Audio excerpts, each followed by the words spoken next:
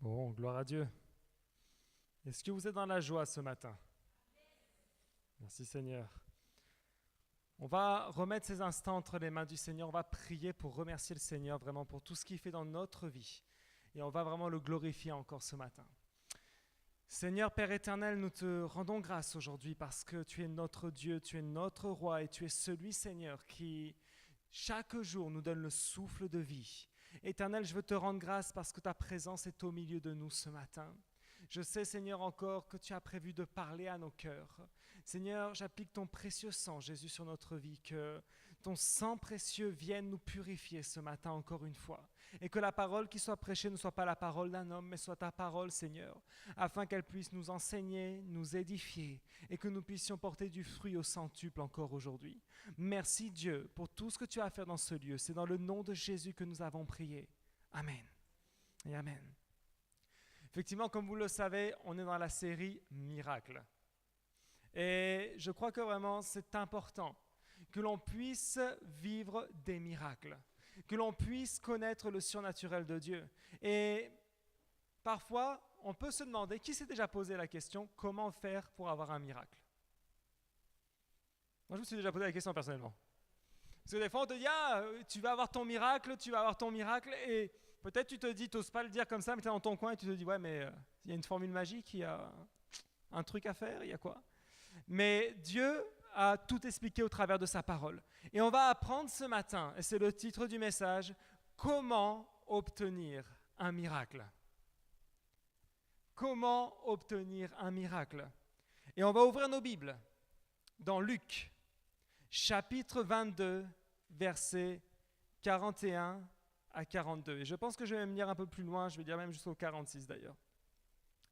Luc 22, verset 41. Et là, on va voir ce que Jésus a fait pour nous. Il est dit au verset 41, « Puis il s'éloigna d'eux à la distance d'environ un jet de pierre, se mit à genoux et pria en disant, « Père, si tu voulais éloigner de moi cette coupe, toutefois, que ce ne soit pas ma volonté qui se fasse, mais la tienne. » Alors un ange lui apparut du ciel pour le fortifier. Saisi d'angoisse, Jésus priait avec plus d'insistance, et sa sueur devint comme des caillots de sang qui tombaient par terre. Après avoir prié, il se releva et vint vers les disciples qu'il trouva endormis de tristesse. Alors il leur dit, « Pourquoi dormez-vous? Levez-vous et priez pour ne pas céder à la tentation. » Amen.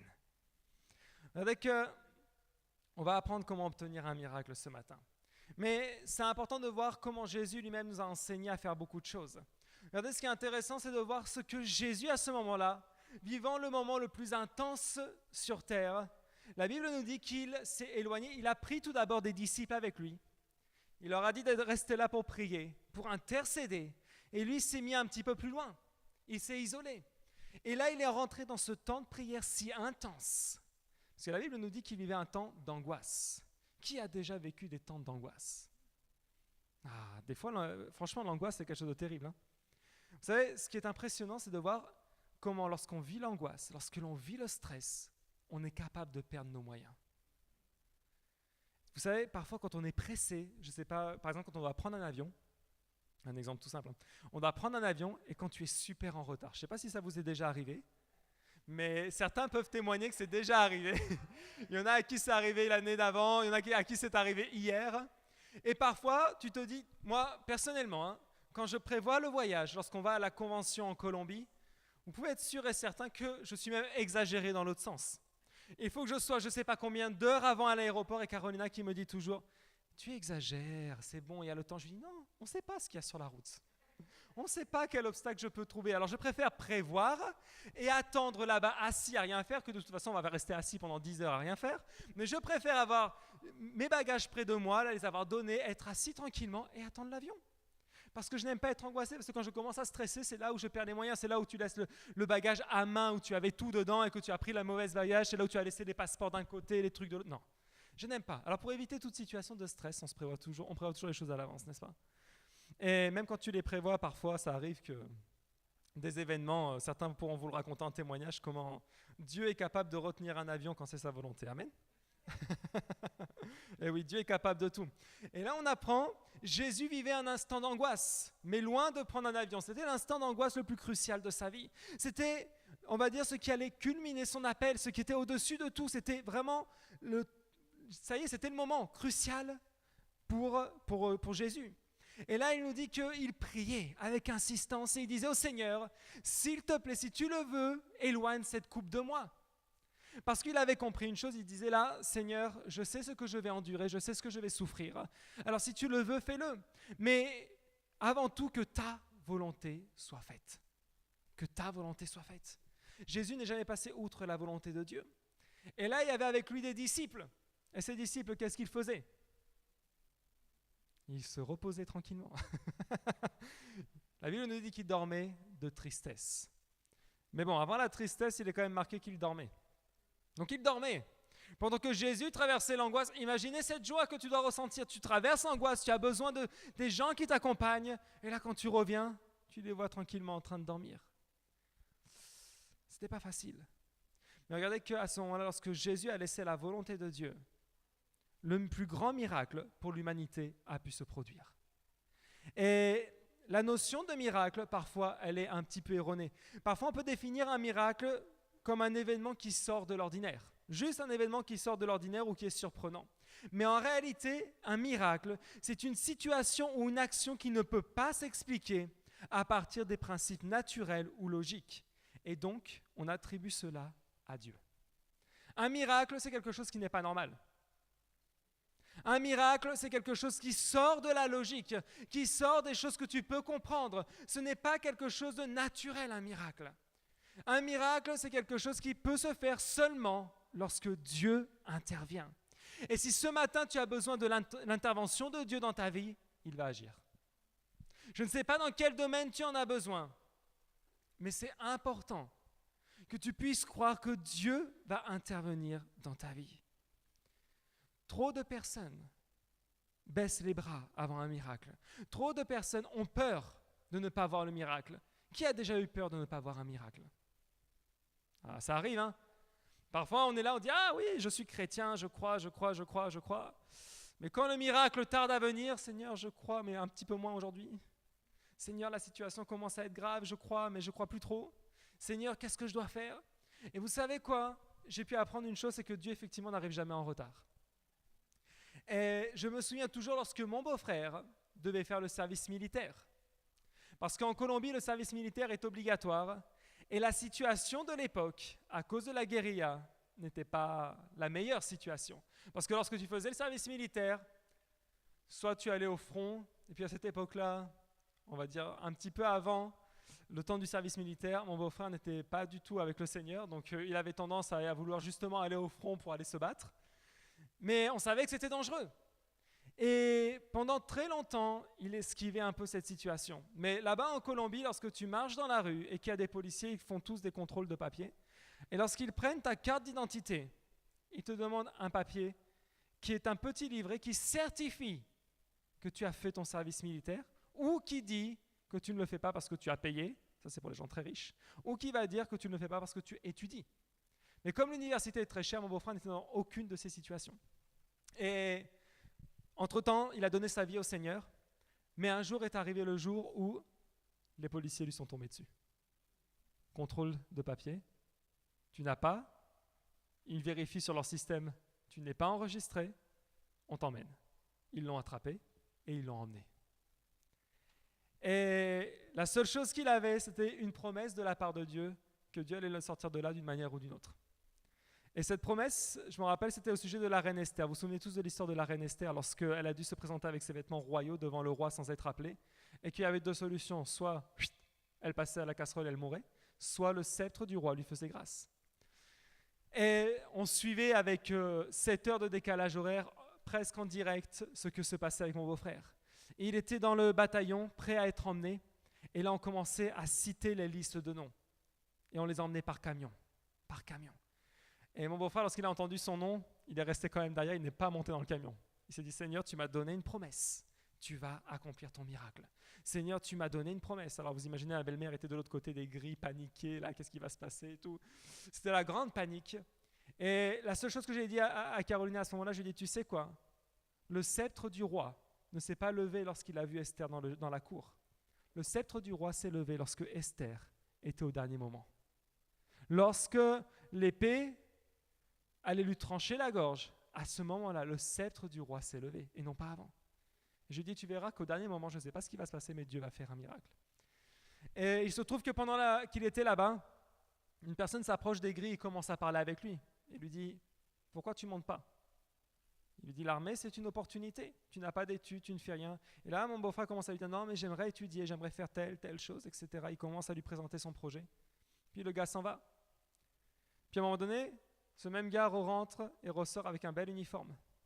Parce qu'en fait, celui qui était en civil à l'extérieur était colonel ou je ne sais plus trop quel gradé. Et là, il appelle mon beau-frère et il commence à discuter avec lui. Après une bonne négociation et un petit peu d'argent, ça s'est réglé. Toujours une histoire d'argent, mais quoi qu'il en soit, Dieu ne l'a pas permis qu'il parte comme ça. Et Dieu a accompli sa promesse. C'était intense, parce que ça s'est fait au dernier moment. Là où il n'y avait plus personne et là où le dernier camion allait partir. Soit Dieu faisait le miracle, soit il ne le faisait pas. Mais comme Dieu promet, et Dieu ne ment pas, il accomplit toujours sa promesse au bon moment. Et mon beau-frère a pu être sauvé de ce service militaire qui aurait pu sûrement être très dangereux. Mais en tout cas, aujourd'hui, il a le papier officiel comme quoi c'est réglé. Et ça, croyez-moi, c'est un miracle. Pour ceux qui viennent de Colombie, ils le savent très bien. Et vraiment, je peux vous dire une chose. Un miracle, c'est quelque chose qui ne s'explique pas. Et regardez que le premier point que je vais donner ce matin, on va parler d'un des plus grands miracles d'ailleurs que Jésus a accompli, c'est le miracle de la croix. Jésus a accompli le plus grand des miracles. Marc 14, 36 nous dit, il disait, Abba Père, tout est possible. Éloigne de moi cette coupe. Toutefois, non pas ce que je veux, mais ce que tu veux. C'est une autre manière de formuler ce qu'il a dit à Dieu.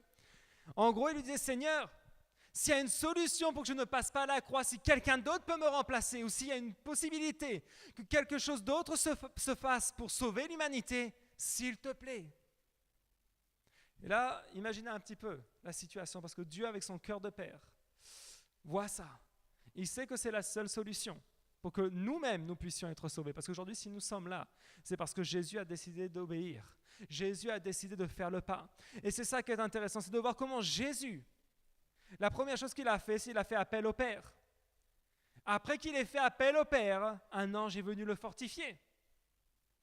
Et quand l'ange est venu le fortifier, à ce moment-là, Jésus s'est relevé de cette prière, mais plus le même. Tu sais quoi? Si tu as besoin de ton miracle, si ce matin tu crois que Dieu est capable de faire, mais tu te sens à bout de force, réclame au Père qu'il agisse. Réclame au Père qu'il agisse, parce qu'il enverra même ses anges pour te fortifier. Amen. Si ce matin tu es sans force, Dieu peut et Dieu veut te fortifier. Gloire à Dieu. Tu sais quoi? Dieu n'abandonne jamais ses enfants. Et le plus grand miracle sur la croix, c'était ce que Jésus, quand il a fait ça, en fait, pour nous, il a vraiment tout accompli. Souvenez-vous de ce que Jésus a dit. Lorsqu'il avait ses mains clouées, ses pieds cloués, sa couronne d'épines sur la tête, lorsqu'ils avaient arraché ses vêtements, lorsqu'ils avaient même vendu sa tunique entre eux, parce qu'ils se sont fait une petite vente aux enchères aussi, lorsqu'ils se sont moqués de lui, lorsqu'il a tout vécu, une fois sur la croix, que là tout était presque fini, il a dit quoi? Tout est accompli. Tout, absolument tout. Il a accompli le plus grand miracle. Notre Dieu est un Dieu qui vit avec des miracles.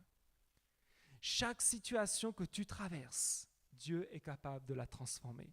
Dis-le à ton voisin, ta situation, Dieu va la transformer. Est-ce que tu en es sûr ce matin? J'aimerais que tu puisses penser à quelle situation tu voyais impossible dans ta vie. Peut-être ta situation est un simple problème financier. Mais souviens-toi, qui est le Dieu des finances? Notre Père, n'est-ce pas? Peut-être ta situation, elle est dans la santé. Et tu te dis, mais j'ai un problème de santé, je n'arrive pas à m'en défaire. Dieu va changer ta situation. Ce matin, Dieu va changer ta situation. Mais cesse de regarder cette situation comme l'impossibilité. Vous vous souvenez la semaine dernière ce qu'on a vu? On avait dit de faire ton possible et Dieu faisait l'impossible. Est-ce que tu t'en souviens de ça? Est-ce que cette semaine tu as fait ton possible? Peut-être en y réfléchissant tu te dis non pas vraiment, je n'ai pas fait mon possible. Donc tu risques pas de faire ce qui est impossible si tu fais même pas ce qui est possible. C'est pas possible, ça marche pas comme ça. Mais si tu fais ton possible, Dieu va faire l'impossible. Regardez qu'en tant que chrétien, on ne peut plus douter de ce que Dieu est capable de faire. On ne peut plus avoir peur que Dieu fasse oui ou non le miracle. Dieu est un Dieu de miracles et il le fera. Dis à ton voisin, il le fera. Parce que c'est la réalité. Vous savez quoi? Trop de fois, on a peur d'annuler la maladie. On a peur de prier pour quelqu'un qui est malade. Ou on a peur de dire aux gens qui nous entourent, tu sais quoi, si tu marches avec Jésus, Jésus va te changer ta situation. Mais parfois, on parle plutôt comme ça. Tu sais, éventuellement, peut-être, si possible, un miracle se fera un jour. Dans 10 ans, 20 ans, on n'en sait rien, on s'en fiche de toute façon parce qu'on n'est même pas trop sûr. Combien de fois, quand les gens font appel à toi, te confient leur vie, te disent « Ah, j'ai tel problème !» Ah ouais, bon, je vais prier pour toi, t'en fais pas. La personne, tu sais ce qu'elle a besoin que tu lui dises autre chose peut-être aussi. Et elle a besoin que tu dises avec certitude « Moi, je connais un Dieu qui a changé ma vie et il va changer ta situation. » La Bible nous demande de mettre Dieu à l'épreuve. Comment tu peux le mettre à l'épreuve si toi-même tu as peur? Si tu es là face au problème de l'autre en face et que tu te dis allez, je vais lancer la parole de foi. Oui, Dieu va faire un miracle. Dieu va agir. Et que toi-même dans ton cœur, tu te dis non, mais quelle galère. Oh là là. Et que tu te dis j'espère que cette personne ne va plus jamais me reparler de ça parce que il est dans une galère pas possible. Tu sais quoi, si quelqu'un te confie un problème, dis-le avec foi. Dieu va changer ta situation. Quand tu vas lui parler comme ça, mais tu vas aussi lui expliquer une chose. Parce que Dieu va changer ta situation, mais toi aussi tu dois changer de situation dans ton cœur. Parce que si tu veux ton miracle, tu dois naître à la foi. Si tu ne crois pas que Dieu est capable, tu ne verras pas de miracle. Il faut être sincère avec les gens. On ne peut pas leur dire, oui, tu verras un miracle, mais par contre, si tu n'en as rien à faire, non, tu ne verras pas de miracle. C'est clair. C'est aussi simple que ça. Si tu ne fais pas un effort dans ton cœur, tu ne peux pas avoir de miracle. Parce que je ne peux pas obtenir un miracle à ta place. Je ne peux pas moi-même faire les choses à ta place. Le seul qui a pu faire à notre place, il s'appelle Jésus, il est passé sur la croix. Il a fait le plus grand des miracles parce que lui seul a pu se donner à notre place. Mais ce matin, avec quoi tu es venu? Parce que je ne peux pas faire les choses à ta place. C'est impossible. Moi, je peux prier pour toi. Mais si ton cœur te dit « Ah non, laisse-le prier de toute façon. Peut-être que Dieu l'écoutera lui et pas moi, j'en sais rien. » Non, Dieu ne fait pas de préférence. Sois content, au moins tu sais que Dieu ne préfère personne. Il n'y a pas de préféré chez le Seigneur. On est tous aimés de la même manière. On est tous appelés à être ses enfants. Mais tu dois, par tes propres mots, décréter ton miracle. Et la personne qui a peut-être besoin de toi dans ta famille, dans ton entourage, tu sais quoi? Parle-lui clairement. Tu veux un miracle? Crois. Parce que Dieu va le faire. Si tu verras que Dieu va agir, et il va le faire maintenant. Dieu va se manifester dans ta vie. N'aie pas peur de dire ça aux gens. N'aie pas peur quand tu invites quelqu'un à l'église et lui dire, tu sais quoi, Dieu va répondre à ta prière. Parce qu'on va prier pour toi à l'église. Et si tu crois véritablement, Dieu va agir puissamment. Le sang de Jésus a du pouvoir. Si Jésus est passé par la croix, c'est que son sang a du pouvoir. Le sang qu'il a versé est capable de transformer n'importe quelle circonstance. Le sang que Jésus a fait couler sur la croix pour nous, ce sang-là nous a lavé de tout péché. Ce sang-là nous a retiré du pouvoir de l'ennemi. Rappelle-toi toujours de ça. Jésus nous a rachetés du pouvoir de l'ennemi. Trop de fois dans la semaine, on oublie ce que nous dit le Seigneur et on croit plus à la parole de l'ennemi. Combien de fois on prêche au sujet des 7 versements du sang, mais peut-être tu t'en rappelles même pas. Tu dois t'en rappeler, ce sont des armes. Parce que Satan est le père du mensonge, il va sans arrêt te mentir et te confronter aux choses qui te semblent insurmontables. Pourtant, quand on parle de la foi dans la parole de Dieu, la Bible nous dit clairement que si notre foi est grande comme une graine de moutarde, une graine de moutarde, c'est la plus petite, toute petite. Si ta foi est juste grande comme ça, tu pourras déplacer n'importe quelle montagne au nom de Jésus. Imagine ça. C'est la parole de Dieu qui le dit. On parle du même Dieu qui, sur sa parole, a créé les cieux et la terre. On parle du même Dieu qui nous a créés, le même Dieu qui veut nous délivrer, le même qui a guéri l'aveugle, qui a guéri le lépreux, qui a libéré celui qui était emprisonné par les chaînes démoniaques. Ce même Dieu te dit que ce matin, il veut faire quelque chose dans ta vie. Mais tu dois passer par la croix, parce que Jésus a payé le prix, tu sais. Et comme Jésus a payé le prix ce matin, on va passer par la croix. Amen. Le deuxième point, dans le cœur de Dieu, il y a les miracles. Dans le cœur de Dieu, il y a les miracles. Et on va lire dans Jérémie 29, verset 11, où il est dit « En effet, moi je connais les projets que je forme pour vous, déclare l'Éternel, projets de paix et non de malheur, afin de vous donner un avenir et de l'espérance. » Imaginez cette parole. Cette parole, ça va être ta parole pour le mois, là. Hein. Moi, je ne sais pas, mais quand je me dis « Waouh, Seigneur, tu connais les projets que tu veux former pour moi, des projets de paix et non de malheur. Des projets de paix et non de malheur. » Si tu marches avec le Seigneur, tous ces projets sont des projets de paix et non de malheur. Amen. Afin de nous donner un avenir. Déjà, la bonne nouvelle, c'est que tu as un avenir. Mais en plus de ça, il veut te donner de l'espérance. Dieu veut nous donner un avenir. Dieu ne nous a pas oubliés. Tu sais, je vais même te dire une chose. Tu es né dans la bonne époque. Cette époque, c'est la meilleure époque. Amen. Parfois, quand je réfléchis, je me dis, c'est vrai, Seigneur, qu'on est quand même dans une époque qui est pas mal parce que tu as l'eau courante, tu as Internet. Là, j'essaie de m'imaginer à une époque où il n'y avait pas tout ça déjà. Tu vois, j'essaie de me dire, Seigneur, à l'époque où on ne pouvait pas se laver comme on voulait. C'est un peu gênant quand même. À l'époque où il n'y avait pas les toilettes avec la chasse d'eau, ça part. Parce que pensez ça qu'il y a peut-être une centaine d'années en arrière, il n'y avait rien de tout ça. Et en France, à l'époque du Moyen-Âge, c'était pas top de marcher dans les rues. Hein. Et oui, c'était pas très propre tout ça. Mais aujourd'hui, Dieu nous a fait naître dans une époque qui est la meilleure époque. Il y a quelques années en arrière, tu n'avais pas de sécurité sociale. Si tu n'avais pas d'argent, là, il fallait que tu t'attendes à ton miracle. Hein. Si tu n'avais pas compris, tu étais mal barré. Hein. Si tu ne croyais pas, je peux te dire une chose, là, ce n'était pas bon pour toi. Mais c'est une réalité. Combien de fois on dit « Ah, Seigneur, mais quelle tristesse, ce monde va de pire en pire. » Ouais, en attendant, tu as quand même un très bon confort dans ce monde. Hein, par la grâce de Dieu. Parce qu'il ne nous a pas oubliés, il va nous donner un avenir.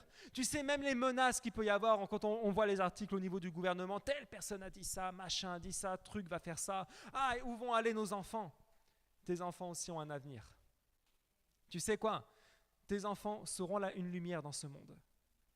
Tes enfants ont un avenir et de l'espérance, mais toi-même tu en as un. Dieu ne t'a pas oublié. Dieu n'a pas oublié tes besoins financiers. Tu sais, tu peux briller dans les finances.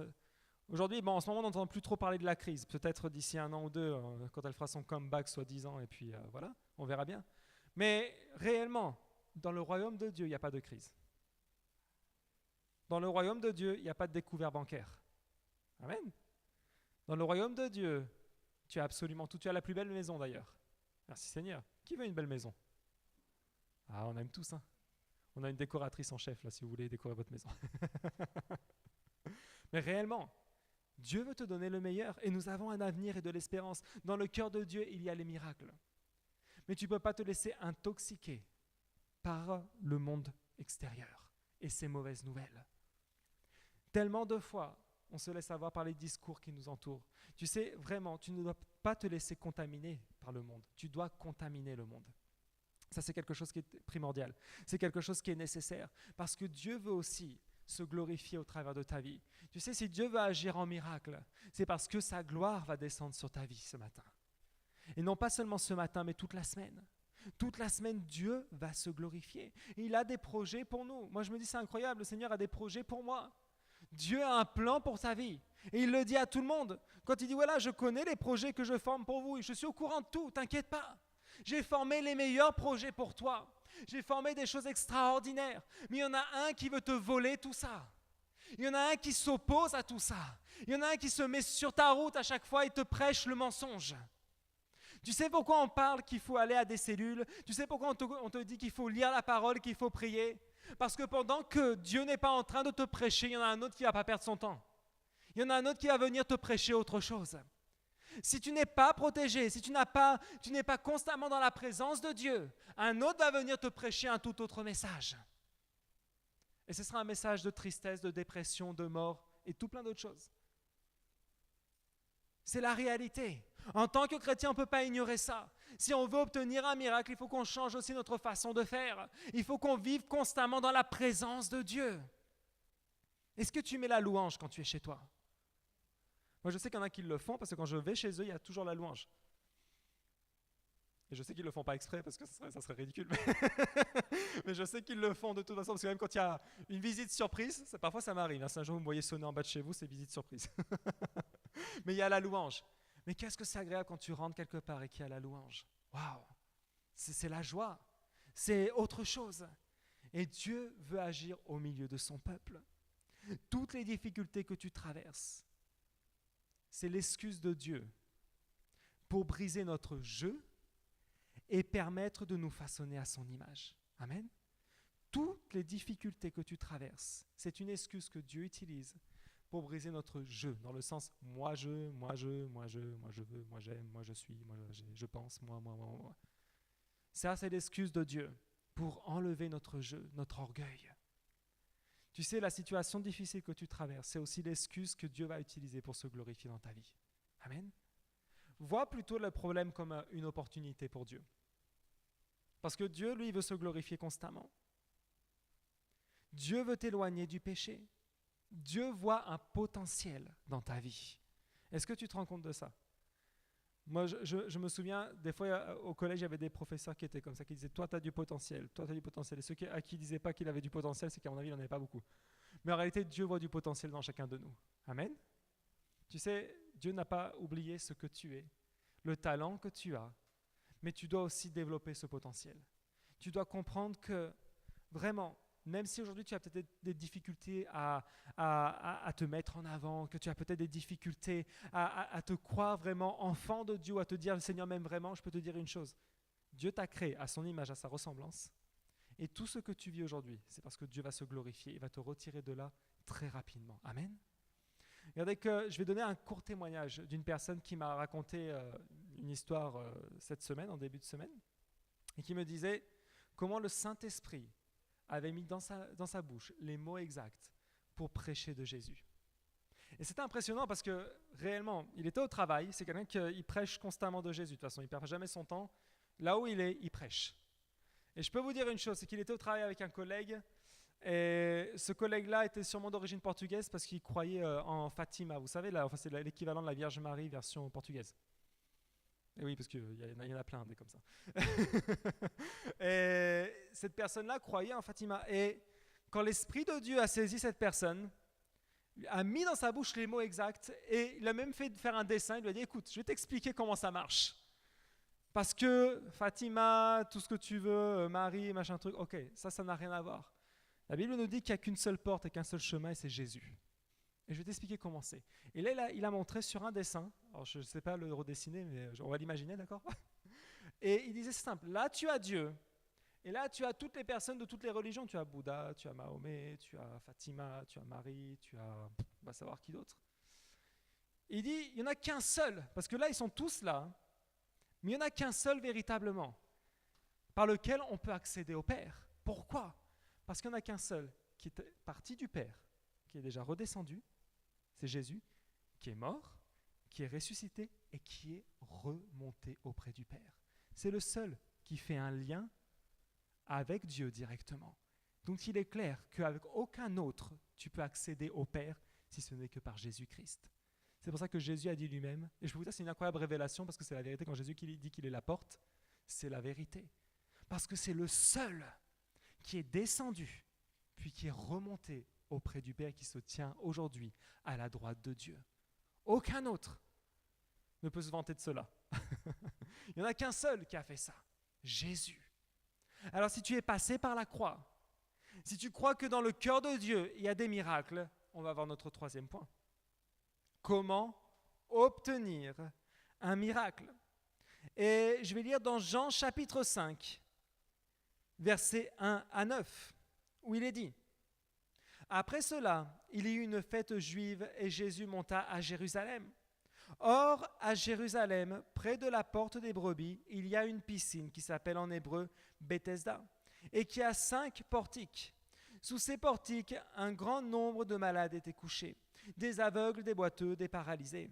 Ils attendaient le mouvement de l'eau, car un ange descendait de temps en temps dans la piscine et agitait l'eau. Et le premier qui descendait dans l'eau, après qu'elle avait été agitée, était guéri, quelle que soit sa maladie. Là se trouvait un homme infirme depuis 38 ans. Jésus le vit couché et sachant qu'il était malade depuis longtemps, il lui dit, « Veux-tu être guéri ?»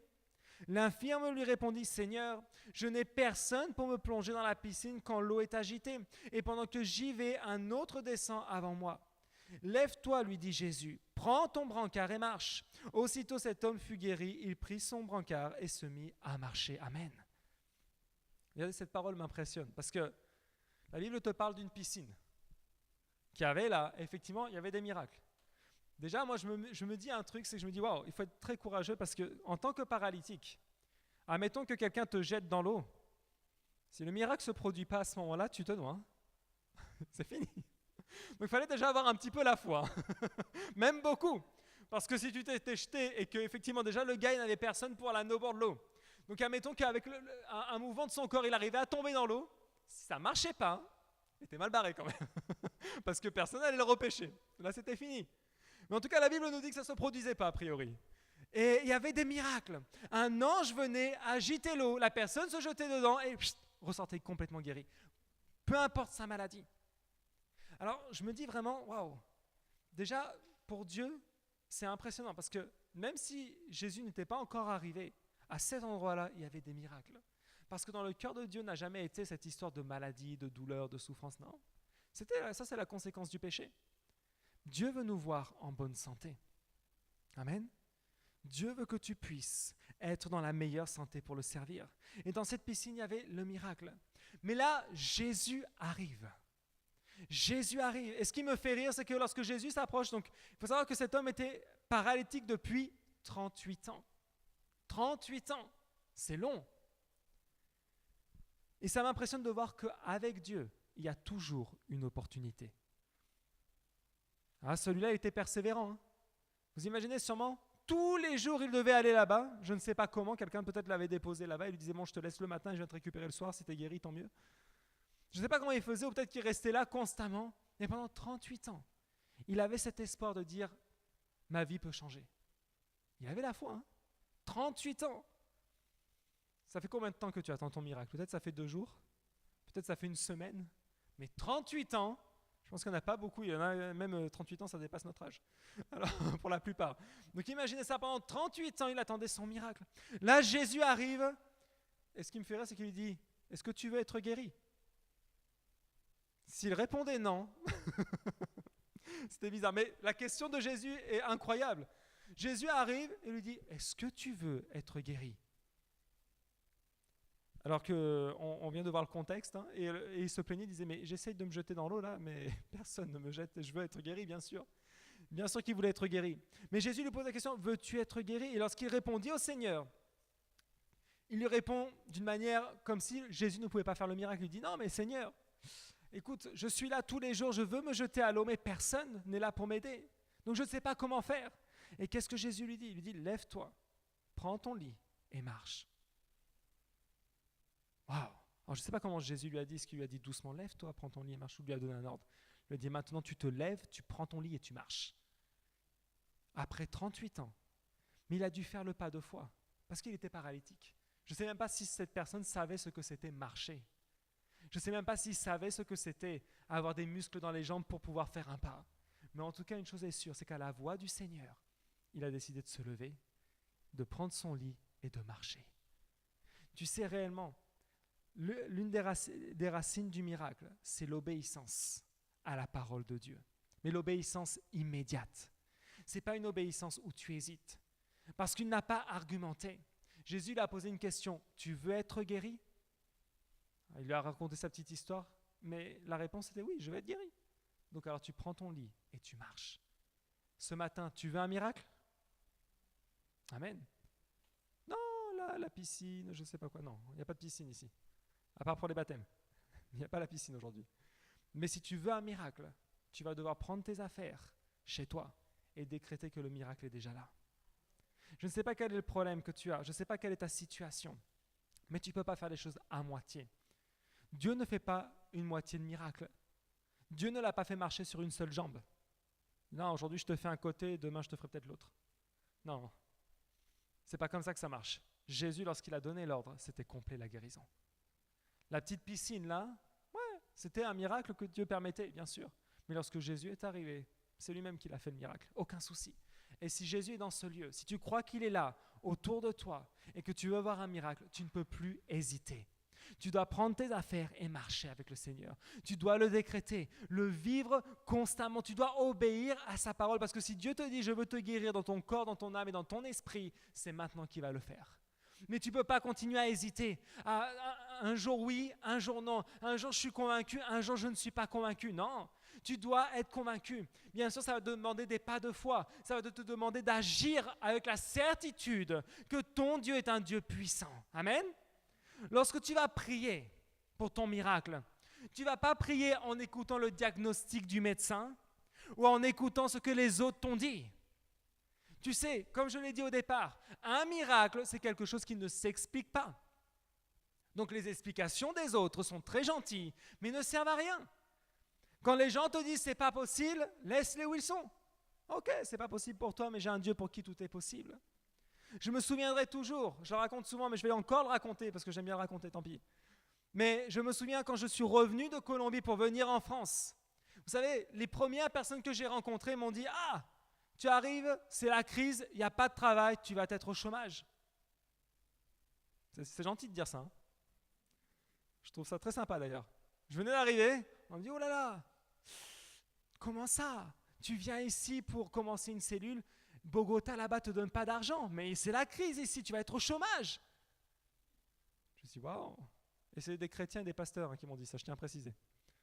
Je dis « Ok, on va, si tu veux, c'est ton problème, si tu crois en ça, moi je crois en un Dieu qui est bien plus puissant. » Et ça n'a pas tout le temps été facile au départ, hein, parce que quand on est arrivé avec une certaine somme d'argent. Et pour certains qui sont très au courant, on m'avait dit que le visa était gratuit, mais la facture m'est arrivée juste après. Et la facture prenait tout l'argent qu'on avait. Et la seule chose que j'utilisais, l'argent que j'avais à ce moment-là, je l'utilisais juste pour aller faire la cellule. On allait, jusqu'à mes yeux à l'époque, faire la cellule toutes les semaines. Et c'était seulement ce qu'on avait. On n'avait pas pour l'instant d'appartement, rien du tout. Mais Dieu a commencé à ouvrir les portes. Parce que je suis arrivé le 1er août. On a décidé de prendre un mois tranquillement parce que le mois d'août, on sait tous que c'est en plus un mois de vacances, donc j'ai profité avec ma famille. Mais à partir du mois de septembre, Dieu a tout de suite ouvert les portes. Un petit travail, ça a commencé comme ça. Un travail en intérim. Et je me souviens, lorsque j'ai appelé les premiers appartements, la personne ne voulait même pas savoir combien je gagnais en intérim, elle me disait non tout de suite. Je disais non, elle me dit, c'est quoi, c'est un CDI? J'ai dit non, c'est de l'intérim. Non. Je dis ok, bon, maintenant, c'est pas grave. Donc je laissais tomber et on a appelé pas d'appartement. Je vivais au départ chez mes parents, puis après chez ma sœur. C'était dur. Je disais non, Seigneur. Et les autres me disaient que j'allais être au chômage. Et puis je suis allé prendre le rendez-vous au Pôle emploi, où là je me suis dit, ah c'est bien, ils vont m'aider et tout ça. Et là elle me dit, dans quoi vous voulez travailler? J'ai dit, je veux travailler dans la banque. La personne regarde mon CV et me dit, mais monsieur, vous n'avez aucune expérience dans la banque. Je dis, bah oui, c'est pour ça que je vais y travailler. C'est logique, non? Je sais bien que je n'ai pas d'expérience, mais je dis, j'aimerais bien travailler à la banque. Elle regarde ça, elle me dit, mais c'est impossible. Vous n'avez aucune expérience. Elle me dit, franchement, il ne faut pas espérer à ça. Je dis, ok. J'ai laissé mon CV, je suis parti. J'ai dit, non, on va laisser tomber ces gens-là. Et j'ai postulé, non pas une fois, mais plein de fois dans toutes les banques possibles imaginables, jusqu'à que Dieu ouvre la porte. Et je peux vous dire une chose, je suis arrivé le 1er août, j'ai commencé à travailler en septembre en intérim, et en décembre, je commençais en CDI à la banque. Et c'était impossible, tout le monde me disait que j'allais être au chômage, qu'il n'y avait pas de travail, qu'il n'y avait pas d'argent, qu'il n'y avait pas je sais pas quoi. Tu sais, si tu écoutes les diagnostics des gens, tu n'arriveras jamais à rien. Écoute le diagnostic de Dieu. Parce que ce que Dieu a à te dire, c'est beaucoup plus intéressant. Parfois, tu sais, l'ennemi te dit, non, tu vas devoir partir, je ne sais pas où, faire le tour du monde pour trouver un travail. Tu sais quoi, je peux te dire une chose, il y a du travail, il n'y a pas de souci. Quand Dieu t'a mis quelque part, il ne se trompe pas. Il ne se trompe jamais, mais il met ta foi à l'épreuve. Et parfois, on a tellement peur que Dieu ne fasse pas le miracle, on commence à prendre des décisions folles. Tu sais, moi, je vais te dire un truc, j'ai jamais négocié mes horaires. J'ai toujours dit, ok, moi, il y a des jours pour lesquels je refuse catégoriquement, des heures pour lesquelles je refuse catégoriquement de travailler. Quand vous arrivez chez un patron, que tu n'as pas d'argent, que tu n'as pas trop d'arguments, moi, je me dis, je m'en fiche. Moi, je sais que ma cellule est tel jour, mon culte, c'est à telle heure, je ne négocie rien de tout ça. Après, Dieu fera. Et Dieu a toujours fait, je peux vous dire. Réellement, Dieu agit en miracle. Si tu le mets en priorité, Dieu fait un miracle. Et vraiment, si tu veux obtenir ton miracle, ne négocie rien avec l'ennemi, parce que Satan essaie de toujours récupérer quelque chose au passage. Souvenez-vous, lorsque Moïse était en face de Pharaon, Moïse lui disait, ok, on veut tout le peuple, avec le bétail, avec nos enfants, aller 3 jours dans le désert pour louer Dieu. Mais Pharaon disait, Bon, vous pouvez y aller, mais vous laissez les femmes et les enfants, seulement les hommes iront. Non, tu n'as pas entendu. C'est absolument tout le monde. Et plusieurs fois, Pharaon disait quoi? Non, vous laissez les enfants, mais vous y allez. Non, c'est tout le monde. Tout le monde ira louer Dieu. Nos maisons. Quand il disait, la famille y va, mais le bétail reste ici. Non, je vais louer Dieu avec mes finances. Le diable te dit non, je te laisse tranquille avec ta famille, mais tes finances m'appartiennent. Non, négocie rien. Le diable n'a pas d'autorité sur ta vie, ni sur tes finances, ni sur tes enfants, ni sur ton couple. Amen. Et le miracle ce matin, si tu en as besoin, ce sera aussi familial. Gloire à Dieu. Alors je vais redonner 4 pas pour obtenir un miracle. La première chose qu'on doit avoir, c'est une promesse. La parole de Dieu est remplie de promesses, tu peux en avoir des tas de promesses. Et je peux te garantir que Dieu a une promesse pour toi. Il faut la parole et confesser la parole. Mais avant de confesser la parole, on va dire il y a la promesse, ensuite il y a la visualisation. Amen. Visualise ton miracle, parce que le miracle est déjà là. Visualise ta guérison. Visualise que si tu as des problèmes dans les articulations, que tu peux sauter comme avant, jouer au basket, je ne sais pas ce que tu aimes faire, mais en tout cas tu peux le faire. Tu vas commencer à te déclarer et ensuite tu vas persévérer. Amen. Je vais lire dans Jacques chapitre 1, versets 2 à 4 où il est dit « Mes frères et sœurs, considérez comme un sujet de joie complète les diverses épreuves auxquelles vous pouvez être exposés, sachant que la mise à l'épreuve de votre foi produit la persévérance. Mais il faut que la persévérance accomplisse parfaitement sa tâche, afin que vous soyez parfaitement qualifiés, sans défaut, et qu'il ne vous manque rien. » Amen. La persévérance est une étape obligatoire. Il le nous dit clairement. Si tu vis des épreuves, sois dans la joie. Ça peut paraître bizarre, mais c'est ça. Si tu vis l'épreuve, sois dans la joie. Parce que Dieu est en train de former en toi la persévérance. Et cette persévérance, une fois qu'elle aura accompli sa tâche, tu ne manqueras de rien. Amen. La persévérance, une fois qu'elle aura accompli sa tâche dans ta vie, tu ne manqueras de rien. Et je crois que ce matin, on ne veut manquer de rien, n'est-ce pas? Amen. Et si ce matin, tu as besoin d'un miracle, si tu as compris comment tu allais obtenir ton miracle, aujourd'hui, on va prier pour ça. Mais tu ne peux pas ressortir de ce lieu de la même manière, en te disant, ah, la semaine va recommencer, ça va être la même chose. Non, ce ne sera pas la même chose cette semaine. Si tu le crois, ce ne sera pas la même chose. Vous imaginez ça, lorsque Moïse était en face de la mer Rouge, qu'une armée lui courait après.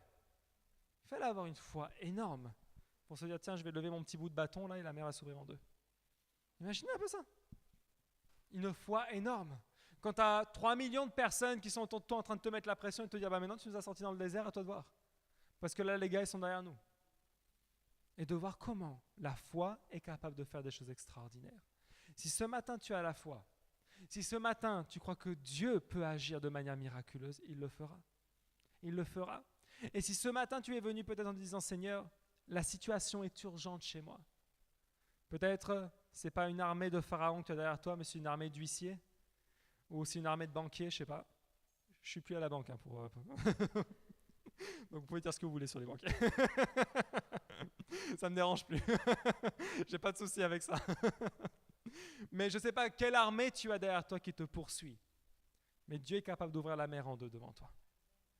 Et tu vas traverser à sec et tous tes problèmes vont être enterrés derrière toi aujourd'hui. Amen. On va se lever ce matin, on va prier, on va remercier le Seigneur, puis on va prier pour les miracles ce matin. Alléluia.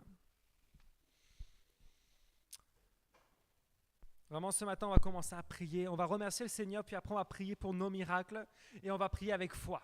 On va vraiment décréter que Dieu est capable. Dieu est capable de nous donner notre miracle ce matin. Seigneur Jésus, aujourd'hui, nous te remercions pour ta présence au milieu de nous. Nous te remercions, Seigneur, parce que je sais qu'aujourd'hui, tu nous as donné les instructions à suivre pour obtenir notre miracle. La première chose, Jésus, c'est que nous voulons passer par la croix. Sur cette croix du calvaire, Jésus, par le sang que tu as versé, tu as ôté de notre vie tous les arguments que l'ennemi avait contre nous. Tu sais, ce matin, je peux te dire une chose. Satan est l'accusateur. Et peut-être il t'a accusé plein de fois en te disant, tu ne peux pas obtenir de miracle parce que tu n'es pas quelqu'un de bien. Tu n'es pas quelqu'un d'honnête. Tu n'es pas quelqu'un de vrai. Tu ne peux pas obtenir les miracles parce qu'il y a une malédiction générationnelle sur ta vie. Tu sais, Satan, il culpabilise en disant non, tu ne peux pas, tu ne dois pas. Mais tu sais quoi? Si ce matin tu acceptes de passer par la croix, tous ces décrets que Satan avait dit contre toi sont annulés aujourd'hui.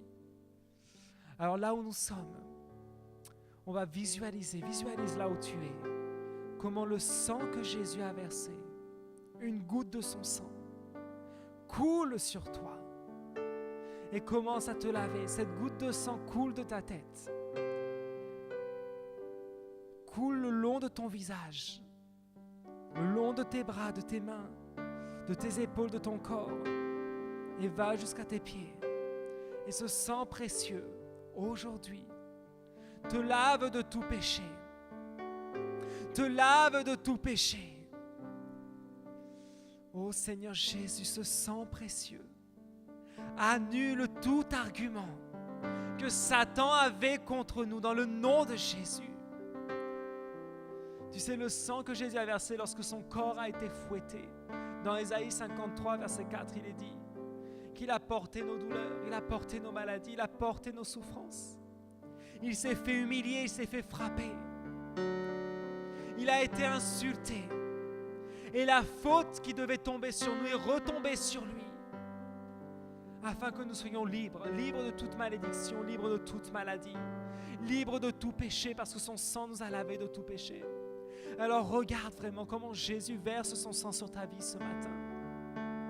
Peut-être il y avait de l'amertume, peut-être tu avais de la rancœur en toi qui t'empêchait d'accéder au miracle et l'ennemi ne faisait que te le rappeler.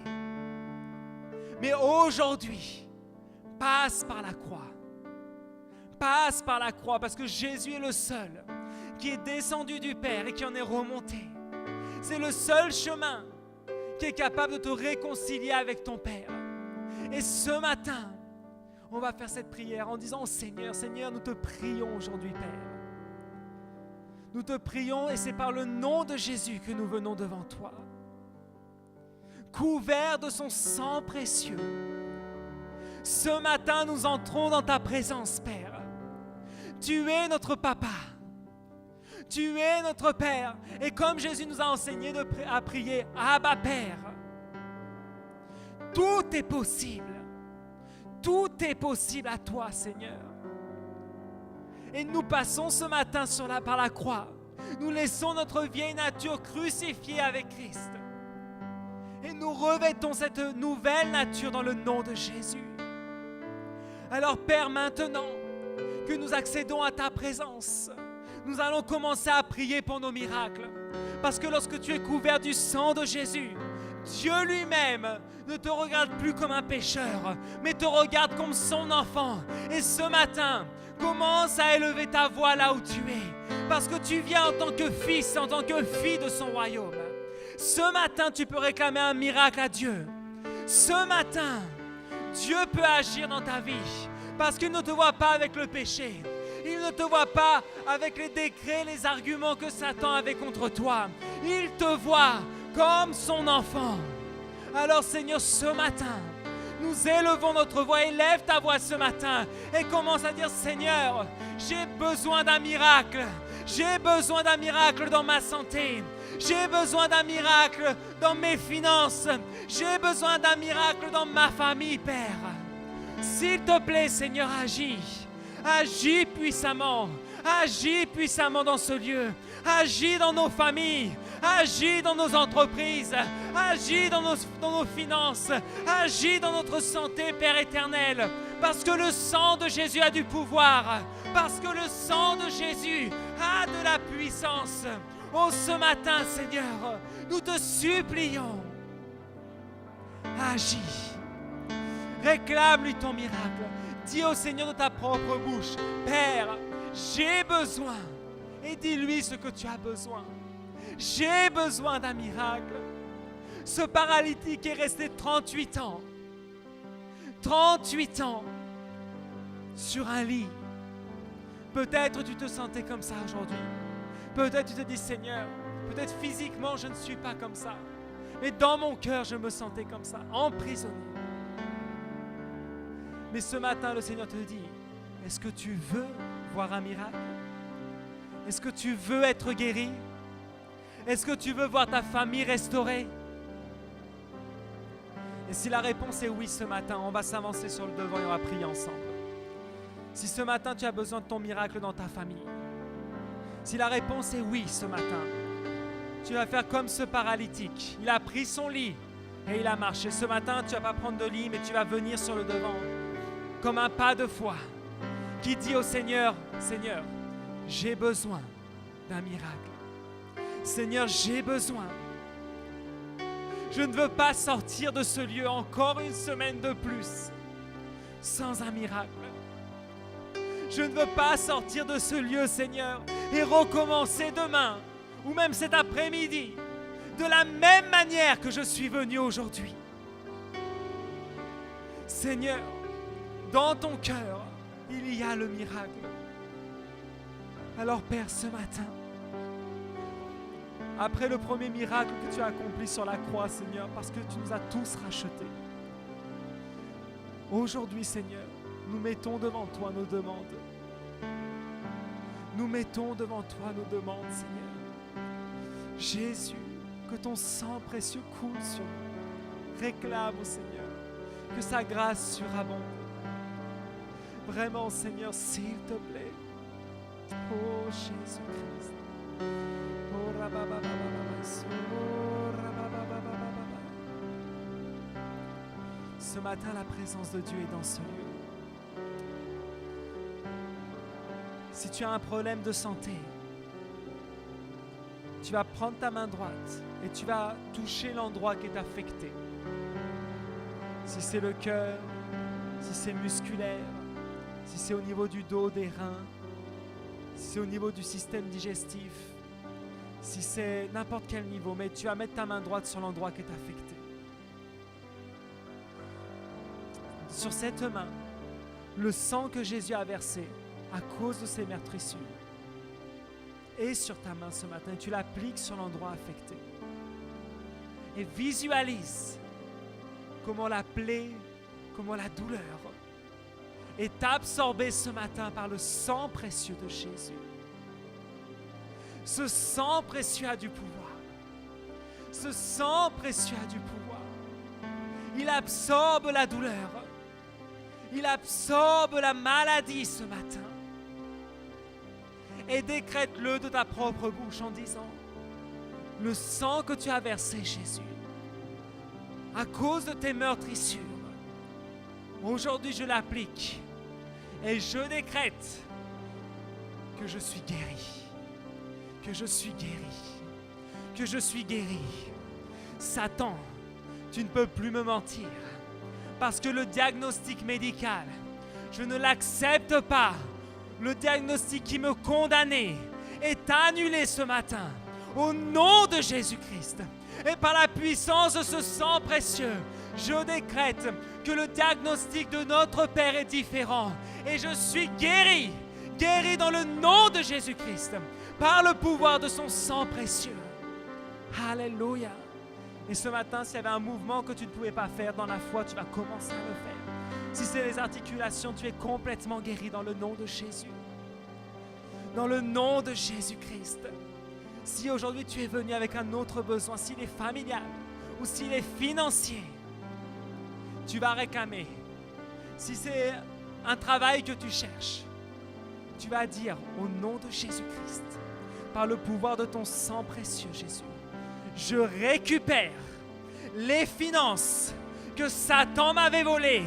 Parce que le sang que tu as versé de ta tête, à cause de la couronne d'épines, brise la malédiction que Genèse 2, verset 17 nous disait, que par la sueur de notre front, nous obtiendrons le fruit, qu'à la place du fruit, des ronces et des chardons pousseront. Aujourd'hui, cette malédiction est annulée dans le nom de Jésus, par la puissance de son sang précieux. Et ma vie est délivrée de l'emprise de l'ennemi dans le nom de Jésus-Christ.